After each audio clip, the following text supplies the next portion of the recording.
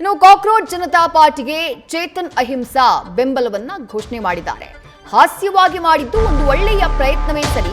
ಸಾಮಾಜಿಕ ಜಾಲತಾಣದಲ್ಲಿ ಇದು ಹೆಚ್ಚು ಯುವಕರಿಗೆ ಮುಟ್ಟಿದೆ. ಆದರೆ ಸೋಷಿಯಲ್ ಮೀಡಿಯಾದಿಂದ ಅಧಿಕಾರಕ್ಕೆ ಬರೋಕ್ಕಾಗಲ್ಲ ಅಂತ ಹೇಳಿ ಬೀದರ್ನಲ್ಲಿ ನಟ ಹೋರಾಟಗಾರ ಚೇತನ್ ಅಹಿಂಸಾ ಹೇಳಿಕೆಯನ್ನ ಕೊಟ್ಟಿದ್ದಾರೆ. ಜನರ ಮಧ್ಯೆ ಇದ್ದು ಒಳ್ಳೆಯ ಕೆಲಸವನ್ನ ಮಾಡಬೇಕು ಅಂತ ಹೇಳಿದ್ದಾರೆ.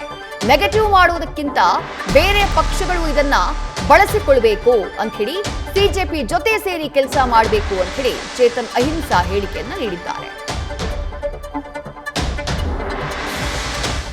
ಜನತಾ ಪಾರ್ಟಿಯಲ್ಲಿ ಏನ್ ಮಾಡಿದ್ದಾರೆ ಅದು ಒಂದು ಪೊಲಿಟಿಕಲ್ ಸ್ಯಾಟೈರ್ ಅಂತ ನೋಡ್ತೀವಿ. ಅದು ಒಂದು ಹಾಸ್ಯವಾಗಿ ಒಂದು ರೀತಿ ಕಾಮಿಡಿಯಾಗಿ ಮಾಡಿದ್ದಾರೆ. ಅದು ಒಳ್ಳೆ ಪ್ರಯತ್ನನೇ, ಅದು ಒಳ್ಳೇದಾಗಲಿ, ಅದು ಒಂದೇ ಒಂದು ರೀಚ್ ಆಗಿದೆ, ಒಂದು ಆನ್ಲೈನ್ ನಮಗೆ ಫಾಲೋವರ್ಸು.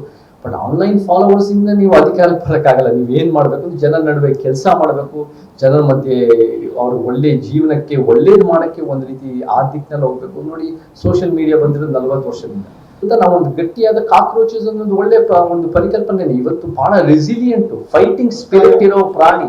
ಅದು ಒಂದು ರೀತಿ ಇಡೀ ಒಂದು ಫೈಟಿಂಗ್ ಸ್ಪಿರಿಟ್ ಇರೋ ಪ್ರಾಣಿ. ಡೈನೋಸಾರ್ಸ್ಗಿಂತ ಹಳೆಯದು, 300 ಮಿಲಿಯನ್ ಇಯರ್ಸ್ ಇಂದ ಕಾಕ್ರೋಚಸ್ ಇದಾವೆ.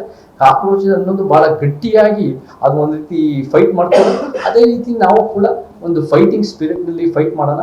ಬಟ್ ನಮಗೆ ಕರ್ನಾಟಕಕ್ಕೆ ಒಂದು ಸಮಾಜ ಸಿದ್ಧಾಂತದ ಮೂವ್ಮೆಂಟ್ ಬೇಕು. ಅದು ಡೆಮಾಕ್ರಸಿನಲ್ಲಿ ಬಹಳ ಒಳ್ಳೇದು.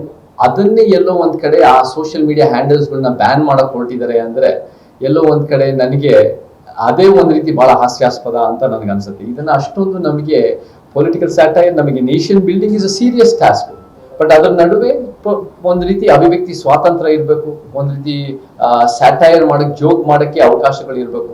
ಅಂಡ್ ಅದ್ರ ಜೊತೆಗೂ ನನ್ನ ಕಣ್ಣಲ್ಲಿ ಯಾರು ಅದನ್ನ ಒಂದು ಪಾಕಿಸ್ತಾನದ ಬರ್ತಾ ಇದೆ ಅನ್ನೋ ರೀತಿ ಬಿಂಬಿಸ ಕೊಟ್ಟಿದಾರೋ ಅವ್ರು ಅದನ್ನ ಮಾಡೋದ್ ಬಿಟ್ಟು ಅವರು ಕೂಡ ಅದನ್ನ ಒಂದು ರೀತಿ ಕಾಕ್ರೋಚ್ ರೀತಿ ಜೊತೆಗೆ ತಗೊಂಡು ಅವ್ರನ್ನೂ ಕೂಡ ಯೂತ್ಸ್ ಅನ್ನ ಜೊತೆಗೆ ತಗೊಂಡು, ಯಾಕಂದ್ರೆ ಆ ಒಂದು ಎಲ್ಲಾ ಪಕ್ಷದಲ್ಲೂ ಯೂತ್ಸ್ ಇದ್ದಾರೆ, ಎಲ್ಲಾ ಸಿದ್ಧಾಂತಗಳಲ್ಲೂ ಯೂತ್ಸ್ ಇದ್ದಾರೆ. ಸೊ ಅವರು ಕೂಡ ಅದನ್ನ ಒಂದು ರೀತಿ ಅದನ್ನ ನೆಗೆಟಿವ್ ಆಗಿ ಪೋರ್ಟ್ರೇ ಮಾಡೋಕ್ಕಿಂತ ಅದು ಕೂಡ ನಾವು ಕೂಡ ಒಂದು ರೀತಿ ಬೇರೆ ಪಕ್ಷಗಳಿಗೆ ಅದನ್ನ ಬಳಸ್ಕೊಂಡು ಅದನ್ನ ಒಂದು ರೀತಿ ಅವರ ಒಂದು ಬೆನಿಫಿಟ್ ಆಗಿ ಯೂಸ್ ಮಾಡ್ಕೋಬಹುದು. ಸೋಷಿಯಲ್ ಮೀಡಿಯಾದಲ್ಲಿ ಟ್ರೆಂಡ್ ಸೃಷ್ಟಿ ಮಾಡಿರುವಂತಹ ಅಥವಾ ಒಂದು ಆಂದೋಲನವನ್ನೇ ಸೃಷ್ಟಿ ಮಾಡಿರುವಂತಹ ಕಾಕ್ರೋಚ್ ಜನತಾ ಪಾರ್ಟಿಯ ಬಗ್ಗೆ ನಟ ಚೇತನ್ ಅಹಿಂಸಾ ಅವರ ಪ್ರತಿಕ್ರಿಯೆ ಇದು. ಕಾಕ್ರೋಚ್ ಜನತಾ ಪಾರ್ಟಿಯನ್ನ ಬೇರೆ ಪಕ್ಷಗಳು, ಆ ಪಕ್ಷಗಳು ಕೂಡ ಇದನ್ನ ಬಳಕೆ ಮಾಡ್ಕೊಳ್ಬೇಕು. ಯಾವ ಥಾಟ್ ಅನ್ನ ಅಥವಾ ಯಾವ ರೀತಿ ಅವರು ಜನರಲ್ಲಿ ಅಥವಾ ಯುವಕರಲ್ಲಿ ಒಂದು ಫೈರ್ ಅನ್ನ ಕ್ರಿಯೇಟ್ ಮಾಡಿದ್ದಾರೋ ಅದನ್ನ ಬಳಕೆ ಮಾಡ್ಕೊಳ್ಬೇಕು.